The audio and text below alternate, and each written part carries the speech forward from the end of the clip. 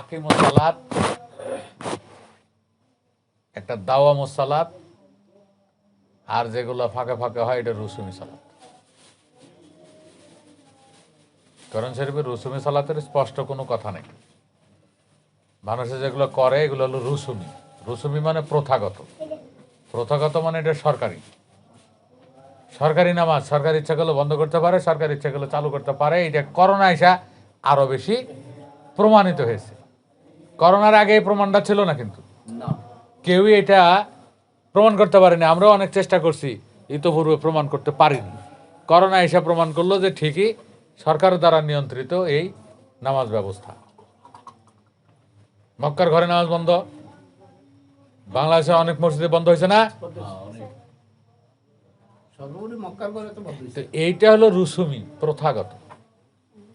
আর কোরআন শরীফে আর দুই প্রকার নামাজের কথা পাওয়া যায় স্পষ্টভাবে। একটা হলো এই আকিমুস সালাত,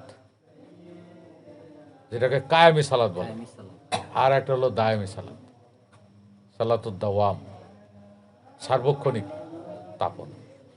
সালাত শব্দটা আরবি, এটার বাংলা হলো তাপন। তাপন তাপন শব্দের বাংলা অর্থ হলো কোনো কিছুতে তাপ পরিমাপ করা, নিয়ন্ত্রণ করা, তাপ দেওয়া, তাপ নেওয়া, মানে তাপন।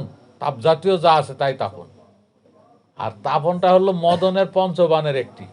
মরমী বাদে মদনের 5টা বান আছে।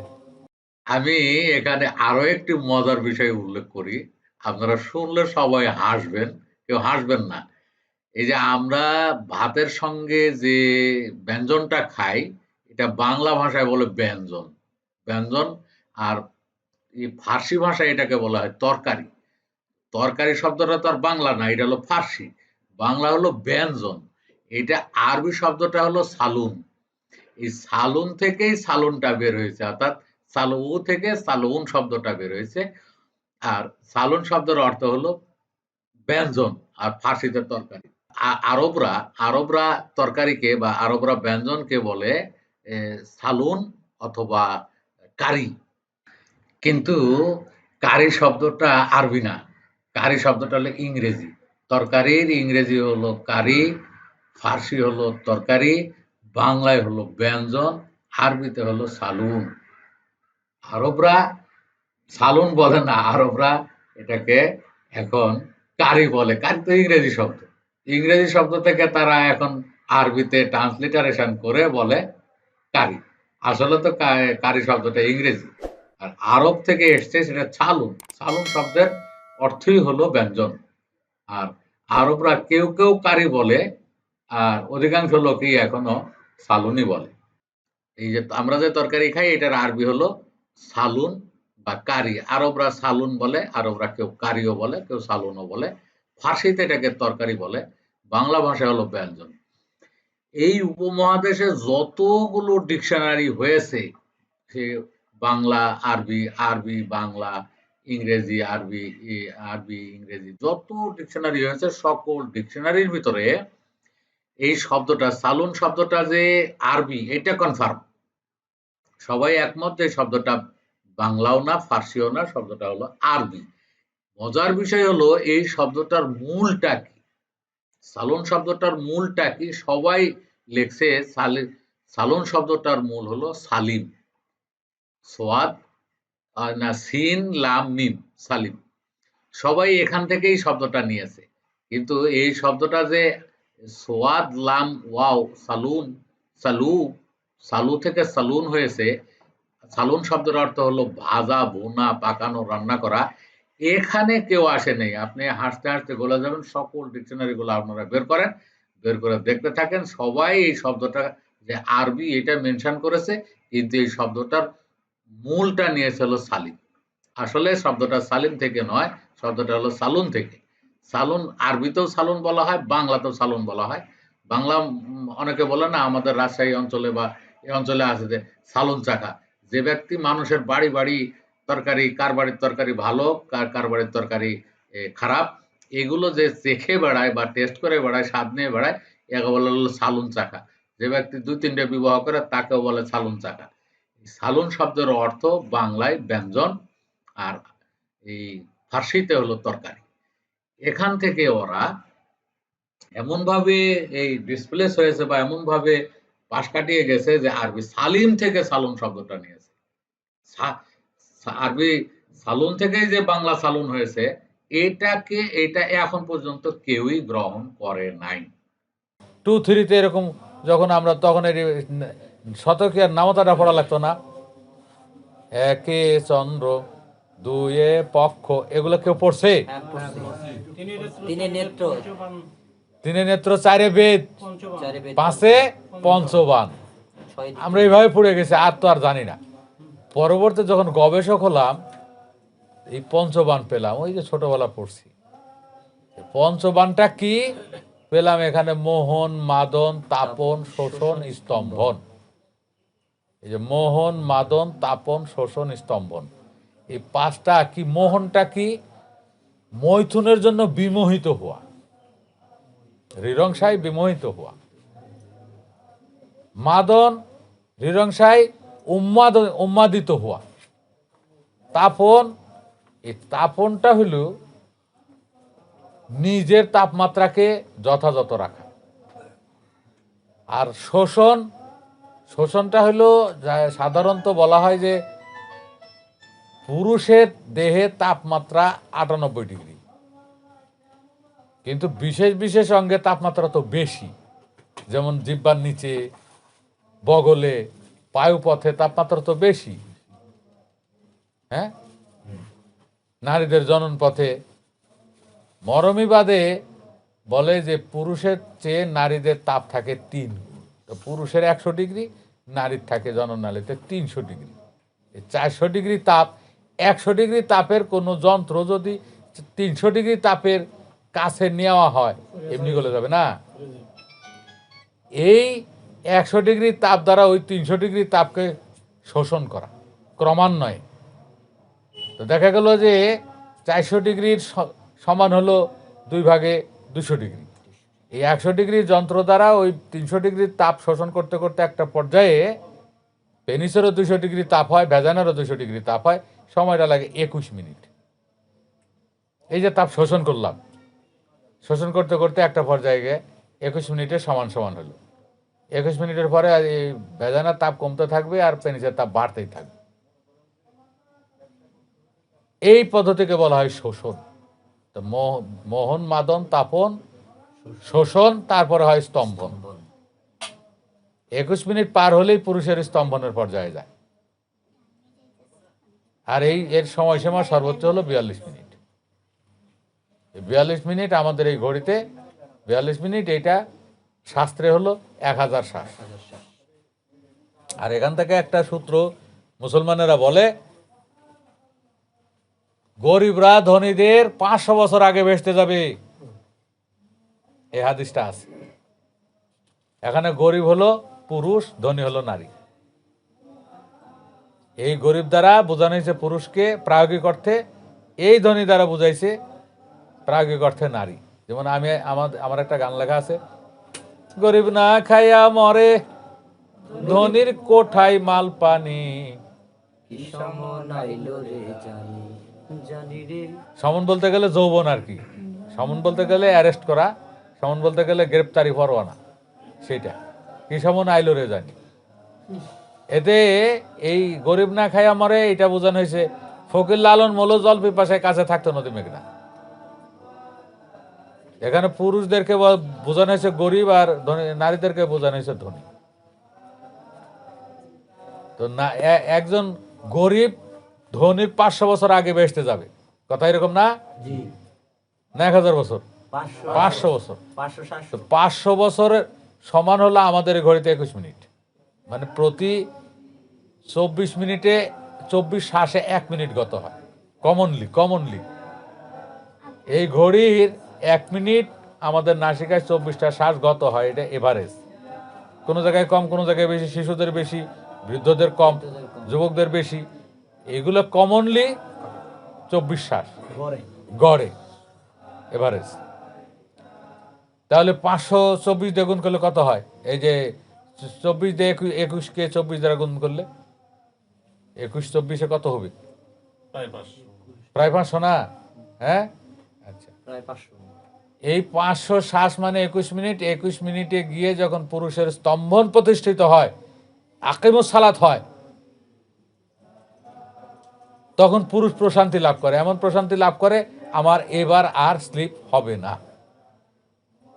তখন একটা শান্তি অনুভব করে, মানে সাহস অনুভব করে যে আমার আর স্লিপ হবে না। এটাকে বোঝানো হয়েছে শান্তি, বেহেশত বোঝানো হয়েছে। 500 বছরে, 500 বছর আগে, তার আরো 500 বছর পরে হয়ে যাবে। যখন আরো 500 বছর বলতে গেলে আরো 500 শ্বাস, 21 মিনিট। তাহলে 21 দুগুণে 42 মিনিটে গিয়ে একজন নারী মানে সম্পূর্ণরূপে পরিতৃপ্ত হয়। আর পরিতৃপ্ত হওয়ার কিছু সিমটম আছে, সাধারণ নারীরা জানে না। এটা যারা আমাদের কাছ থেকে শুনছে, জানছে, তারাই এটা বুঝবে। সাধারণ নারীরা, সাধারণ গৃহিণীরা এটা বুঝেও না, এর কাছেও যাবে না। 42 মিনিট পরে তার পরিতৃপ্তিরও কিছু সিমটম আছে। তো 42 মিনিটে যায় সে বেহেশতে প্রবেশ করলো, মানে পরিতৃপ্ত হলো। 21 মিনিটে পুরুষ পরিতৃপ্ত হয়েছে, মানে গরিব বেহেশতে গেছে। আর 42 মিনিটে যা ধনী পরিতৃপ্ত হলো, মানে ধনী বেহেশতে গেল, নারী। এই ছিল বিষয়টা। আর এই বিষয়টি পবিত্র কোরআন শরীফের সূরা কদর আছে না, এই কদরের ভিতরে এমন সুন্দর করে আলোচনা করা হয়েছে ঠিক এই বিষয়টি। এই যেই বিষয়টি আমি বর্ণনা করলাম, ঠিক এই বিষয়টি ওইখানে এক সাহাবী হয়তো জিজ্ঞেস করছে, শরীয়ত বলছি, যে সেই জল আসতে বা সেই মানে পবিত্র যোগ আসতে বা সেই মুহূর্ত আসতে কিরকম সময় লাগে। এর উত্তরটা এসছে এরকম, ইন্না আনজালনাহু ফি লাইলাতুল কদর ওয়া মা আদরাকা মা লাইলাতুল কদর লাইলাতুল কদরি খায়রুম মিন আলফি শাহর তানাজ্জালুল মালাইকাতু ওয়ার রূহ বিইজনি রাব্বিহিম মিন কুল্লি আমরিন সালাম সালামুন হিয়া হাত্তা মাতলাইল ফজর। এটার বাংলা অর্থ হলো, সেটি একটি দীর্ঘ সময়ে অবতরণ করে। আর সেই দীর্ঘ সময়টি কত জানো? সেই দীর্ঘ সময়টি হলো 1000 মাসের কিছু বেশি। আর তার ভিতরে প্রতি আদেশে আদেশেই এই মানে আত্মা, ইন্দ্রিয়, উদ্দীপক, দেবদেবতা তারা অবতরণ করে। আর বিষয়টি উষা পর্যন্ত অপেক্ষা করে, অর্থাৎ এই মহাযজ্ঞের সময়টি উষা পর্যন্ত অপেক্ষা করে। এখানে যে খায়রুম মিন আলফি শাহর বা হাজারের কিছু বেশি মাস, এই কথাটা বলা হয়েছে, এই কথা দ্বারাই ইঙ্গিত করা হয়েছে। কারণ মরমীবাদে এক শ্বাসকে 1 মাস বলা হয়, এক শ্বাসকে 1 বছরও বলা হয়, এক শ্বাসকে 1000 বছরও বলা যায়। যেমন মহাত্মা লালন সাইজির একটা বাণীর ভিতরে আছে যে, 9 4 শূন্য দিলে 90,000 কয় দলিলে সব শূন্য মুছে দিলে সুদূরে 9-এর খেলা। অর্থাৎ মরমীবাদে 9 জন রাজাকে 9 বছরও বলা যায়, 9 জন রাজাকে 9টি তারকাও বলা যায়। কোরআন শরীফে কিন্তু এই ধরনের বর্ণনা সূরা ইউসুফের ভিতরে আছে। এটা ইনজিলের ভিতরে আছে। ইনজিলের 27 পারা যদি কারো পড়া থাকে, ইউহান্না, ওই 27 পারার ভিতরে সুন্দর বর্ণনাটা আছে। অর্থাৎ সংখ্যাটা ঠিক রেখে রাজার জায়গায় প্রজা, প্রজার জায়গায় সৈন্য লেখা যায়, মাসের জায়গায় সাল, সালের জায়গায় ভর, এগুলো লেখা যায়, এতে কোনো সমস্যা হয় না। তো সূরা কদরে পরিষ্কারভাবেই এই বিষয়টি পরিষ্কার করা হয়েছে। কিন্তু আমাদের দেশের যে নির্মিত ইসলাম, সেটি এগুলোকে গ্রহণও করে না, প্রচারও করে না। তারা জানেও না যে আসলে এটার তাত্ত্বিকতা কি, জানেও না। ওরা এটাকে অন্যভাবে টেনে হিঁচড়ে নিয়ে গিয়ে প্রচার করে, প্রচার করে আসছে। সেই প্রচলিত ভাবধারায় আমাদের এটা না, আমরা হাকিকত বর্ণনা করতেছি। প্রচলিত ভাবধারার বর্ণনা তো আমরা এখানে করছি না, আমরা এখানে সালাতের হাকিকত বর্ণনা করতেছি, সালাতের স্বরূপটা বর্ণনা করতেছি। অর্থাৎ তাপনের স্বরূপটা কি, তাপনের হাকিকতটা কি, তাপনের বাস্তব বিষয়টা কি, অর্থাৎ সালাতের বাস্তব বিষয়টা কি, এগুলো বর্ণনা করতেছি। আমরা আগে যেভাবে বলছি ঠিক একই। এটা কারো কাছে জিজ্ঞেস করারও দরকার নাই, কারো কাছে জানতে যাওয়ারও দরকার নাই, কারো কাছে এইটা নিয়ে কথা তোলারও দরকার নেই। আমরা নিজেরা জানলাম, বুঝলাম, আমরা নিজেরাই এই সাধনগুলো করব। এইটা হলো তোমার এই যে মদনের পঞ্চবাণের 5টা বাণের ব্যাখ্যা। মোহন, মাদন, তাপন, শোষণ, স্তম্ভন। এই যে মোহন, মাদন, তাপন, এই তাপনের এই আরবি হলো সলাৎ। তুমি কি বললে তখন যে আসলে নামাজ যেটা পড়লাম এটাই কি নাকি আরেকটা কিছু আছে? এখন পাচ্ছ, এখন ব্যাখ্যাটা পাচ্ছ। সালাত কাকে বলে? সালাত শব্দের অর্থ হলো তাপন। ডিকশনারি খুললে পাবে তাপন, আর সব ডিকশনারি খুললে পাবে সালাত শব্দের অর্থ হলো নামাজ, সালাত শব্দের অর্থ হলো দোয়া, সালাত শব্দের অর্থ হলো মিলাদ, সালাত শব্দের অর্থ হলো বরকত, সালাতের অর্থ কল্যাণ। একজন আমার সাথে বিতর্ক করছে, সেই বৈঠকে বাচ্চু ছিল, বাচ্চু তুমি ছিলে, হানিফ নুরির বাসায় যেদিন বসে আমরা এই ইয়াতে কুড়িল বিশ্ব রোড হানিফ নুরির এই অফিসে, সেই দিন এক ভদ্রলোক ছিল, ওই আন্তর্জাতিকভাবে পৃথিবীর মানে 10-20টা দেশে সাংবাদিকতা করে এসছে, সে অনেকগুলো ভাষাও জানে, বড় মানুষ মাপে। সে আমার সঙ্গে একটা বিষয়ে একমত হতে পারলো না, যে আপনি মোহাম্মদের নাম নেবেন, মোহাম্মদ শব্দটার আগে হজরত বলবেন না, সাল্লাল্লাহু সাল্লাম বলবেন না, আপনি একজন নবীর নাম নেবেন, আলাইহিস সালাম বলবেন না। বিতর্ক একটা পর্যায়ে দেখলাম যে না, শরীয়তপন্থী লোকেরই সংখ্যা জায়গায় বেশি। পরে আমরা আলোচনাটাকে ব্রেক করে দিলাম। ব্রেক করে দিয়ে ওরা বিদায় হওয়ার পরে আমরা বসলাম। ওরাও কিন্তু এই জিনিসগুলো, এত বড় বাঘা একজন সাংবাদিক, এরাও কিন্তু এই জিনিসগুলো বোঝে না। তো সকল ডিকশনারিতে এগুলো, ওই খালেদ বলছিল যে সালাত শব্দের 55 বা 56টা অর্থ আছে। আমি বললাম যে একটা শব্দের 56টা অর্থ পৃথিবীর এই প্রান্ত থেকে ওই প্রান্ত গেলে এমন কোনো জাতি নাই যে ওই একটা শব্দের ঘাড়ের ওপরে সবগুলো অর্থ দেওয়া আছে। একটা শব্দের 2টো অর্থ হতে পারে, 3টা হতে পারে, 4টা হতে পারে, 5টা হতে পারে, 56টা অর্থ যায় না। যেমন তয়াকাল্ল তাল, এই তালটা গাছের তালও ওই বানান, আবার যন্ত্রের তাল একই বানান, তাল। বল ও বল, এই বলটা খেলার বল হতে পারে, গায়ের বল হতে পারে, আর আদেশমূলক হতে পারে। কথা বল, বল, কথা বল, এটা আদেশমূলক হতে পারে। এই 3টে অর্থের বাইরে তো আর বল হবে না। হবে? গায়ের বল, খেলার বল, আর হলো খেলার বলটা তো আবার বাংলা না, খেলার বলটা হলো ইংলিশ বল। তা আমরা যদি বলি যে হ্যাঁ এই বলটা হলো গায়ের বল, জনবল, লোকবল, কথা বল, খেলার বল, এই পর্যন্তই হতে পারে। হ্যাঁ হ্যাঁ, এর বাইরে তো আর হতে পারে না। এই 56টা অর্থ হয় যদি কোনো অর্থের মূল অর্থ জানা, কোনো শব্দের মূল অর্থ জানা না থাকে, তখন যে যা খুশি বলতেই পারে। এই সালাত শব্দের অর্থ জানা নাই বিধায় এই ঘটনাটা মুসলমানেরা ঘটাইছে। কেউ সালাত শব্দের অর্থ লেখছে ধ্যান, আর ওই যে সদরুদ্দিন রাকি বলে সালাত শব্দের অর্থ স্মরণ করা, হ্যাঁ সংযোগ, সংযোগ, সংযোগ, স্মরণ ও সংযোগ, স্মরণ সংযোগে ওরা সালাতের অর্থ লেখছে। আর আমি বাংলা একাডেমিক ডিকশনারিতে একটা শব্দ পেয়েছি, সেটা হলো হরি। হরি, হরি শব্দের 17টা অর্থ লেখছে বাংলা একাডেমিক ডিকশনারিতে। আমার বই যারা পড়ছে এরা জানে, আমি এটা তুলে ধরছি। হরি শব্দের অর্থ 17টা লিখছে।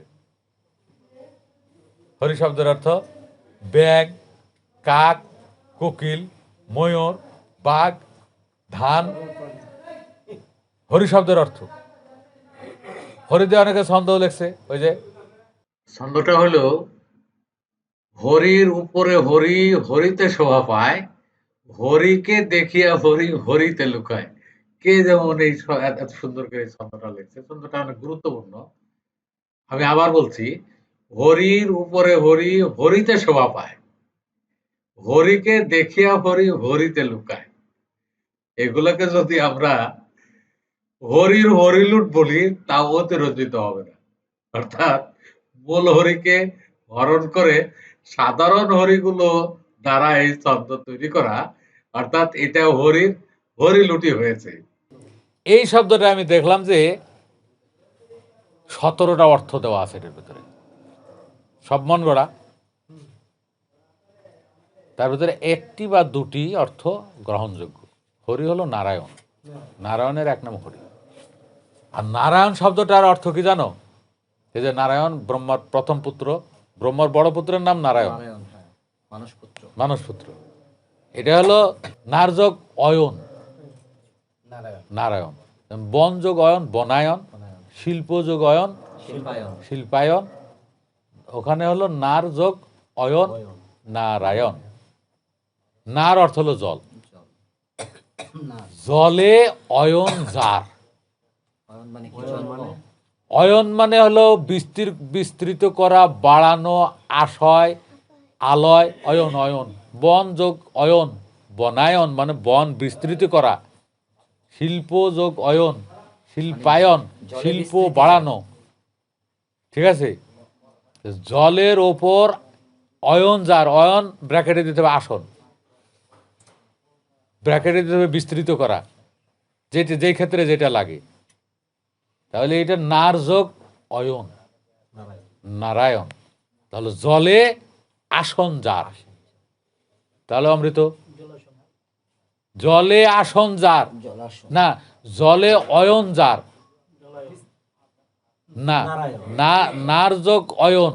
এইটা হলো ব্যাখ্যা হলো নার ব্র্যাকেটে দিতে হবে জল, নারে অয়ন যার নারায়ণ। অয়ন হলো ব্র্যাকেটে দিতে হবে আসন, আর নার ব্র্যাকেটে দিতে হবে জল। এখানে দিতে হবে নার ব্র্যাকেটে জল, ওইখানে দিতে হবে অয়ন ব্র্যাকেটে আসন, আসন। আসন, ব্র্যাকেটেটা তো আসবে না। নারের উপর অয়ন যাবার, নারে অয়ন যার নারায়ণ।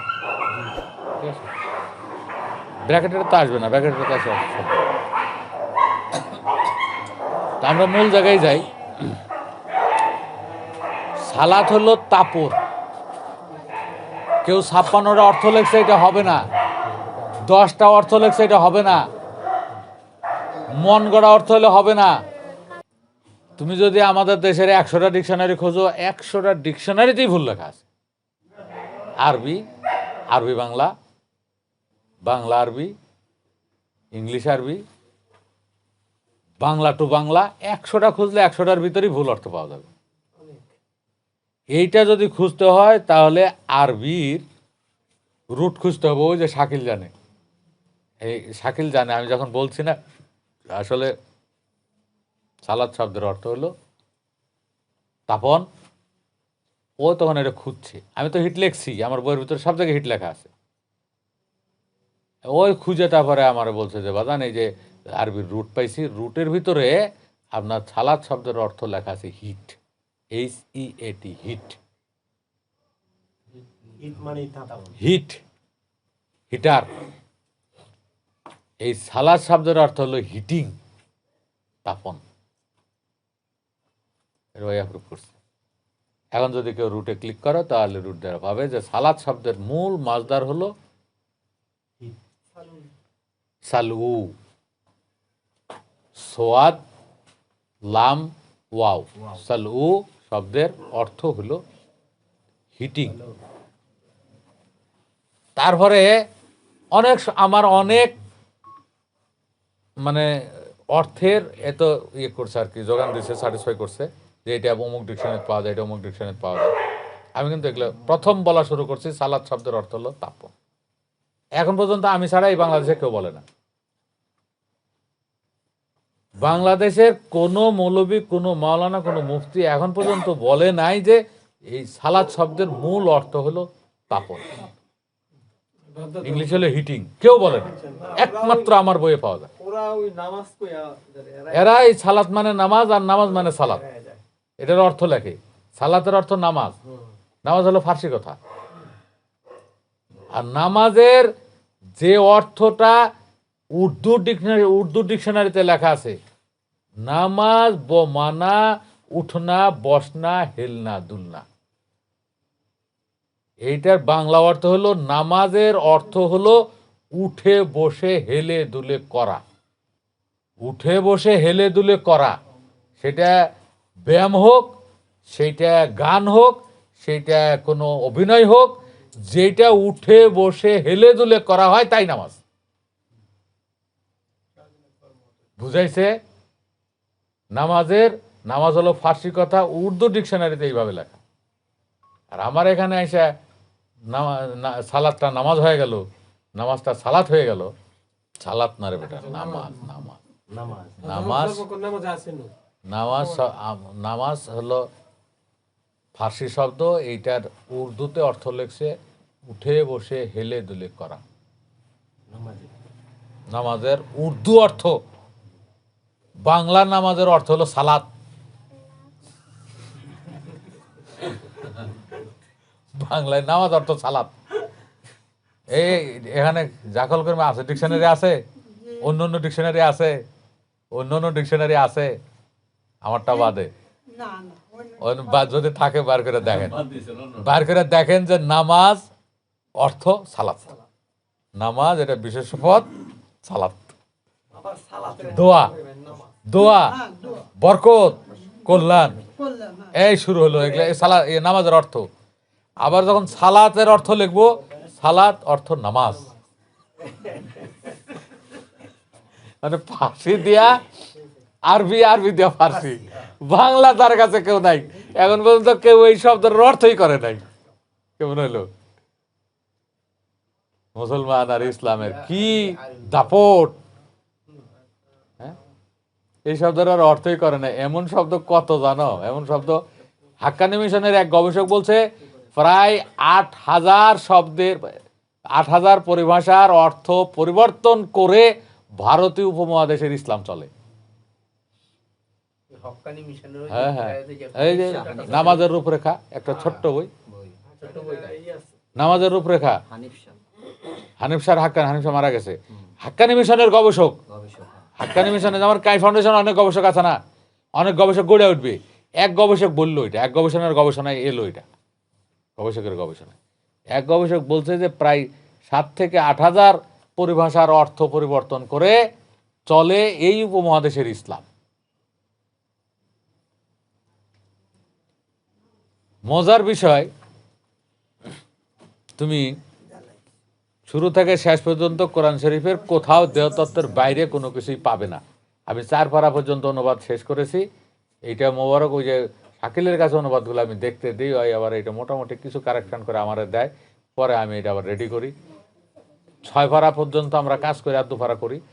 ৬ পারা হলে এইটা মানে ৬ পারা হলে এইটা এই পাণ্ডুলিটা বের করে টোটাল সবাইরে দেওয়া যাবে, যে আপনারা ৬ মাস ১ বছর দেখেন, তারপরে একটা খণ্ড আমরা ছাপাবো। অচিরে আর ২ পারা হলে আমার হয়ে যায়, ৪ পারার মতো হয়েছে। বড় সূরাগুলো করতেছেন না না, শেষের দিক থেকে করতেছি, ছোটগুলো। ছোটগুলো মজার বিষয় হলো এই সালাত নিয়ে তুমি যে কথাটা বললে, যে সালাতের অর্থ যেমন পরিবর্তন, কোরআন শরীফে এইরকম প্রায় ৭ থেকে ৮,০০০ পরিভাষারই অর্থ পরিবর্তন করা হয়েছে। তার ভিতরে আমি একটা দুটো শব্দ বলি, যেমন জাবানিয়া, এটা সূরা আলাকের শেষের দিকে, আর যদি থাকে এখনই বের করতে পারো যাদের কাছে নেট আছে। আমরা যে ৫ ওয়াক্ত নামাজ পড়ি, তাহলে এটা কি বলবো, কি করব? এইটা সরকারি নামাজ, এটা না সরকারি নামাজ, যে কাঠামো দ্বারা সমাজ পরিচালিত হচ্ছে ওই কাঠামোর ভিতরেই থাকতে হবে। সরকারি নামাজ এবার বন্ধ হলো না করোনার কারণে। সেটা তো হইছে। এইটা হলো রুসুমি নামাজ বাবা, এটা রুসুমি নামাজ। তোমার সমাজে যেভাবে প্রচলিত আছে ওভাবেই থাকতে হবে, সমাজের কাঠামো ওইভাবে পড়তে হবে, ওইভাবে। হ্যাঁ, এটা তো লাভ থাক বা না থাক, সরকার কইছে পড়তে হবে। সেটাই। ওই সৌদি আরবের সরকার বলছে নামাজ না পড়লে বেতন কাটা যাবে, নামাজ না পড়লে বেত্রাঘাত হবে ৫টা, ১ দিনের বা ২ দিনের জেল হতে পারে, আবার জরিমানা হতে পারে। সেটাই তো আমাদের এখানে চলে। এখন তুমি যদি সহজেই সালাতের অর্থ চাও, তোমার সালাত নেই কিন্তু এতগুলো কথা আমি বললাম, সহজেই যদি সালাতের অর্থ চাও তাহলে লালন সাইজি কিভাবে বলছে, আসসালাতুল মিরাজুল মুমিনিনা, জানতে হয় না মাঝের বেনা,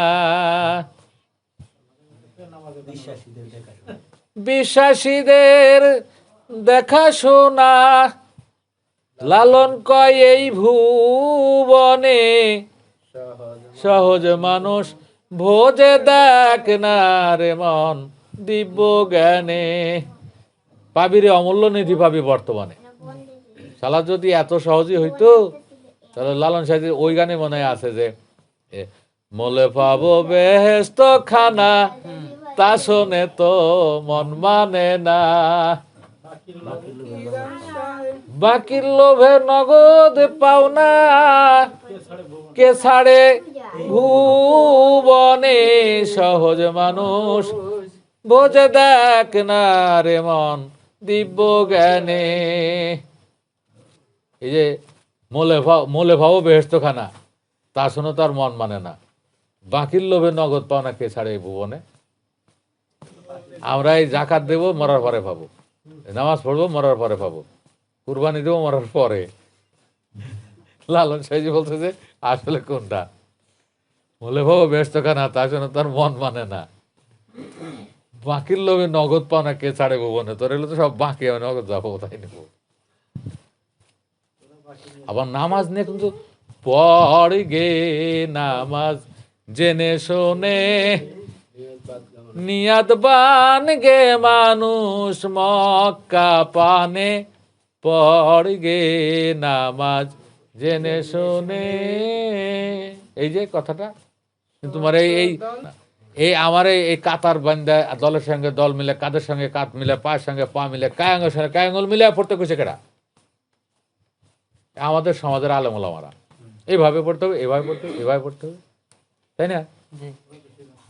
লালন সাইজি বলছে যে না, তুই আগে ভালো করে জান বুঝ, তারপরে পড়তে যা। পড়গে নামাজ জেনে শুনে, এটা কেন পায়ের সঙ্গে পা লাগাইতে হবে, তোর কেন এই জায়গায় হাত তুলতে হবে, কেন এই জায়গায় হাত তুলতে হবে, কেন হাত বাঁধতে হবে, কারণটা কি? মজার বিষয় হলো শেষের একটা বিষয় হলো আসসালামু আলাইকুম রহমতুল্লাহ, আসসালামু আলাইকুম রহমতুল্লাহ। এটা দ্বারা কি বুঝাইলাম? এটা দ্বারা আমাদের আলেমরা বুঝাইছে কাদের উপরে কিছু ফেরেশতা বসা। এই আলেম ওলামার আবার গুরু ঠাকুর আছে আমাদের। এই আলেম ওলামাদের গুরু ঠাকুর হলো 60-এর দশকে লেখা একটা গীতিকারের গান। সেই গানটা হলো দুই কান্দে দুই মোহরি, লিখতে আছেন ডায়েরি, দলিল দেখা রায় দিবে, টাকা পয়সার নাই কারবার, সময় থাকতে মনে হচ্ছে আমি ভাবি তিনি জাবিনদার। ওই গান থেকে হয়তো মৌলবীরা মনে করছে যে কান্দে মনে ফেরেশতা বসা, আর তাবলিগরা মনে করে কাঁধে তো ফেরেশতা থাকেই, আবার সারা দেহ কিছু ফেরেশতা থাকে। তাবলিগের যেটা থিম নামাজের সঙ্গে সংশ্লিষ্ট, সালাতের সঙ্গে সংশ্লিষ্ট, এই জন্য আমি বলছি। তাবলিগরা মনে করে ফেরেশতারা খুব লজ্জাশীল। আমরা মানুষ কোনো জায়গায় উলঙ্গ হইতে পারে, কিন্তু ফেরেশতারা তো উলঙ্গ হইতে পারে না, এমন লজ্জা করে। তো যখন মানুষ ল্যাট্রিন বাথরুমে যাবে, তখন ল্যাট্রিনে গেলে তো কাপড় খোলাই লাগবে, কাপড় উপরে উঠানেই লাগবে। তো নিচে যে ফেরেশতা আছে ওগুলো লজ্জায় আর থাকার জায়গা পাওয়া যাবে কোথায়? এই জন্য বলছে যে মাথার উপরে হয় পাগড়ি, নাহলে টুপি, নাহলে মাথার উপরে একটা গামছা দিয়ে ল্যাট্রিনে যেতে হবে, যাতে নিচের ওই ফেরেশতাগুলো মাথার উপরে এসে বসে ওরা একটু রেস্ট করতে পারে, চা খাইলো, পান খাইলো, একটু জিরাইলো। এই জন্যে লুঙ্গি নিচে থাক বা না থাক, মাথায় টুপি বা গামছা বা পাগড়ি দিতেই হবে। এটা হলো তাবলিগের চিন্তা ভাবনা। এখন আমাদের কথা হইল, ফেরেশতা যদি নিচে থেকেই থাকে, সব ফেরেশতা যদি মাথার উপরে চলে যায়, পাগড়ির উপরে এই মলাশয়ের মলটা বার করবে কেডা? আর মূত্রাশয়ের এই মূত্রগুলো ঠেলে বের করবে কেডা? সব ফেরেস্তাই যদি মাথার উপর চলে যায়, তোর পেশাবও আটকা গেল, মলও আটকা গেল, বাড়াবে না তুই? হ্যাঁ, সেইটাই ওরা এইটা চিন্তা করলো না যে আসলে আমরা, ওরা মনে করে যে ফেরেস্তারা হইলো ছোট ছোট অনুজীব, ক্ষুদ্র ক্ষুদ্র জীব, অনুজীব, এরা যে কোনো জায়গায় বসে থাকতে পারে, যে কোনো জায়গায় বেড়াতে পারে। এই থিমটা এখনো তাবলীগের ভিতর আছে। আর এরা যারা এই মুসলমান, তাদের থিমটা হলো কাঁধের ওপরে ফেরেস্তা বসা আছে ডান এবং বাম কাঁধে, এদের নাম হলো কিরামাং কাতিবিন। কিরামাং হলো সম্মানিত, কিরামাং হলো সম্মানিত, আর কাতেব হলো লেখক, সম্মানিত লেখক দয়। কোরআন শরীফের আয়াত আছে কিরামাং কাতিবিনা ইয়ালামুনা মা তাফআলুন, তোমরা যা করো সম্মানিত লেখক দয় তা জানে। কি আমরা যা করি সম্মানিত লেখক দয় তা জানে। কিরামাং কাতিবিনা, সম্মানিত দুজন লেখক, ইয়ালামুনা জানে, মা তাফআলুন তোমরা যা করো। ফেল মানে আরবিতে করা, তাফালুন মানে তোমরা যা করো। এখন এই দুইটা ফেরেস্তা দুই কান্দে বসা, এই জন্য আমরা এই যে ডান দিকের ফেরেস্তারা জানালাম যে মোটামুটি আমি শেষ করতেছি, বাম দিকের ফেরেস্তারা জানালাম আমি শেষ করতেছি। এবার যদি যুক্তিতে আসে, এবার যদি আমরা বিচারে আসি, ফেরেস্তা বড় না মানুষ বড়? এই ফেরেস্তা বড় না মানুষ বড়? মানুষ বড়। মানুষ যদি বড় হয় আর ফেরেস্তা যদি ছোট হয়, আর বাপের ক্ষমতা আছে যে মালিকের কান্দের উপরে উঠা ওই বসে লিখবার, নিচে বসে থেকে নিচে চেয়ার টেবিলে বসে লেখার জায়গা নেই। ফেরেস্তা হলো মানুষের গোলাম, ফেরেস্তা হলো মানুষের চাকর। তাহলে চাকর মালিকের কান্দের উপরে উঠে বসে পা ঝোলাবে আর লিখবে, হতে পারে? আর নিচে বসে লেখার জায়গা নেই। তাহলে যে কাঁধের উপরে কোনো ফেরেস্তা থাকেই না, বা কাঁধের উপরে বসার কথা কোরআন হাদিসে কোথাও নাই, এ কথা তো ক্লিয়ার। এখানে বলা আছে কিরামাং কাতিবিনা ইয়ালামুনা মা তাফালুন, সম্মানিত লেখকদ্বয় জানে তোমরা যা করো, মা তাফালুন তোমরা যা করো। কাঁধের উপর বসে থেকে নাকি নিচে নাকি উপরে, এটা তো না। এখন এরা জানলই না যে সম্মানিত দুজন লেখক, আমরা যা করি তা জানে, কত বড় ক্ষমতা। তাহলে এরকম অন্তর্জামী, আমি গোপনে করব? অন্তর্জামী আমার আল্লাহর চেহারা বড় হয়ে যাবে? অন্তর্জামী বলতে গেলে একমাত্র আল্লাহকে বলা যাবে, ফেরেশতারা তো অন্তর্জামী না। আমরা যা করবো ওরা জানবে। হ্যাঁ, দুজন সম্মানিত লেখক আছে, এরা লেখালেখি করে এবং এরা এটা জানে। এই লেখকের বহু প্রমাণও আছে। যেমন কোরআন শরীফের সূরা কাফের 17 নম্বর আয়াতে আছে, ইস্তালাক্কাল মুতালাক্কিয়ানি আনিল ইয়ামিনি ওয়া আনিশ শিমালি কাঈদ। এর বাংলা অর্থ হলো, যখন ডানে ও বামে বসা দুজন লিপিবদ্ধকারী পরস্পর হিসাব গ্রহণ করবে, এই দুজন ফেরেশতা বলতে বা এই দুজন সত্তা দ্বারা অবশ্যই নাসিকার শ্বাসকে বোঝানো হয়েছে। কারণ নাসিকার শ্বাসের দ্বারাই এই মরমীবাদীদের মতে সন্তানের লিঙ্গ নির্ধারণ হয়, আর এই অর্থাৎ পুত্র এবং কন্যা হবে সন্তান, এইটা নির্ধারিত হয় নাসিকার ডান শ্বাস এবং বাম শ্বাসের দ্বারা। এটা সারা পৃথিবীর সমস্ত জ্যোতির্বিদরাই একমত। আর এই সম্মানিত লেখকদ্বয় দ্বারা এখানে এই যেহেতু লেখক হলে অবশ্যই কানাই বলায়, আর সত্তা হলে ডাইনে বামে সত্তা হলে অবশ্যই নাসিকার শ্বাস, ডান শ্বাস বাম শ্বাস, অথবা সূর্য শ্বাস চন্দ্র শ্বাস, অথবা ইড়া পিঙ্গলা, এর যে কোনো একটি অবশ্যই হবে। সেইটা হলো কাম দেশে গিয়ে নাসিকার বাম নিঃশ্বাস দিয়ে, যদি বাম নিঃশ্বাস চলাকালীন যদি এই কারো শুক্রপাত হয়, কন্যা সন্তান হবে। ডান নিঃশ্বাস চলাকালীন যদি শুক্রপাত হয়, পুত্র সন্তান হবে। এটা হলো সাধারণ। তারপরেও নিশ্চিত পুত্র নিশ্চিত কন্যা নেওয়ার আরও কলা কৌশল আছে। এইটা দুইজন লেখক, একজন হলো এদের একজন হলো ডান শ্বাস আর একজন হলো বাম শ্বাস। এই দুইজনে জানে যে আজকে পুত্র গেল না কন্যা গেল, আর জরায়ু হলো খাতা, আর জরায়ুর ভিতরে লেখলো এরা দুইজনে। সাদা খাতা না জরায়ু, এই সাদা খাতার ভিতরে লিঙ্গ লেখলো কেডা? এই দুইজনে না। লিঙ্গ বলতে গেলে পুরুষ লিঙ্গ হবে না কোন, মানে স্ত্রী লিঙ্গ হবে, কন্যা সন্তান হবে না পুত্র সন্তান হবে, লেখছে তো এরা দুইজনই। এই জন্য এই দুইজনকে বলা হয়েছে সম্মানিত লেখক। কোথায় আগরতলা আর কোথায় হলো চকিরতলা? কোথায় সম্মানিত দুই লেখক? তাদেরকে নিয়ে এসে কান্দে বসায়, তাদেরকে নিয়ে এসে তাবলিকরা এক ধরনের খেমটা করতেছে, এরা আরেক ধরনের কি তামাশা করতেছে। কথা বুঝাইছে? কিরামান কাতিবিনা ইয়ালামুনা মা তাফআলুন। সম্মানিত লেখকদাই জানে তোমরা কি করো। এবার অর্থ মিলছে, হাকিকতে মিলছে, লেখকও পেলাম, ওরা যে জানে তাও পেলাম। আর আগে কাদেরপুর কেউ বসা আছে, যুক্তিতে মিলে কাদের পুরো মানুষ হলো মালিক আর ফেরেশতারা হলো গোলাম বা চাকর।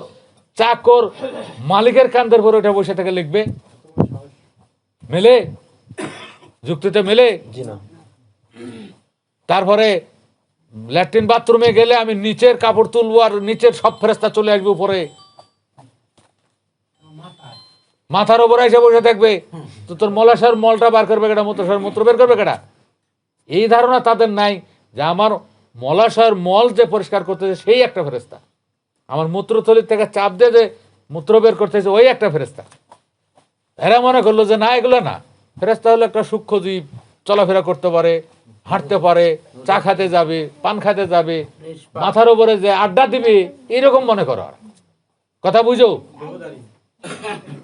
আসলে এই দেহে যতগুলো প্রত্যঙ্গ প্রত্যেকটাই ফেরেশতা।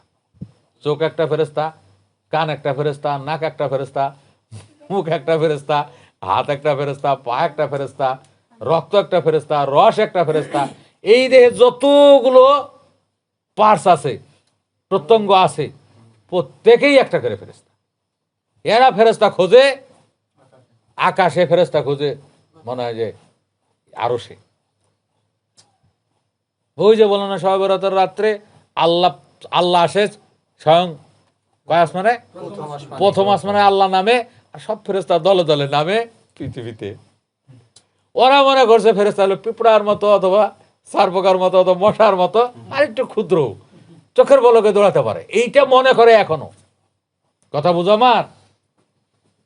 হাকিকত কাকে বলে, বাস্তবতা কাকে বলে, আমি তো কোরআন হাদিসে বলছি, কোরআন হাদিসের বাইরে তো কোনো আলোচনা করি নাই। এইরকম আমার আলোচনা যদি 8টা 10টা শোনো, তাহলে তারপরে না তুমি সালাত বুঝবে। সালাত হুট করেই তো একদিনই বুঝতে পারবে না, ওই সালাতের এক ধাক্কায় এতগুলো কথা এসছে। আচ্ছা, এখন আমি একটু বন্ধ করি। জয় গুরু, জয় গুরু, জয় গুরু, জয় গুরু।